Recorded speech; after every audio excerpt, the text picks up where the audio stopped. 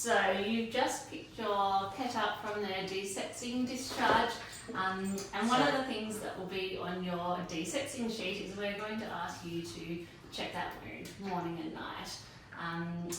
So to do that, it's ideal if your dog will happily lay down, so getting some treats and treating it like you would a belly rub, getting them to lay down, giving them a good scratch on the tummy. If they won't lay down, you can get them to stand and put your head, if you lay on the ground, and look up underneath at the wound.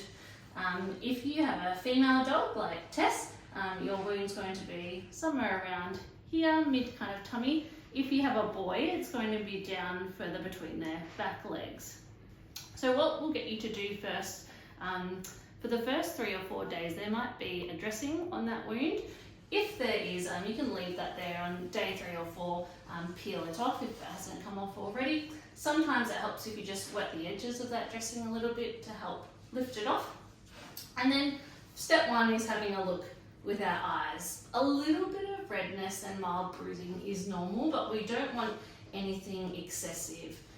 If you're not sure, feel free to snap a photo and send it to reception, or give us a call, and we can have a look at it for you.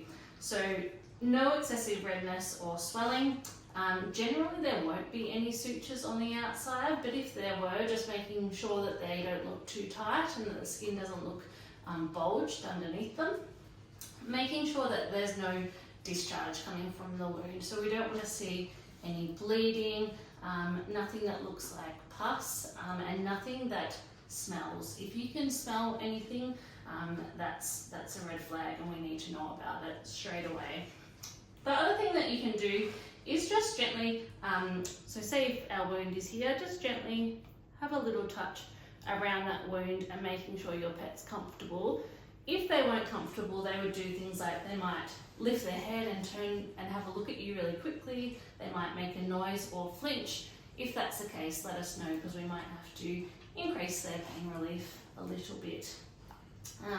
Just a reminder that they're often feeling quite good a few days post-op, so making sure that they still stay really relaxed, because that wound does need the full 10 to 14 days to heal, and keep that buster collar on the whole time.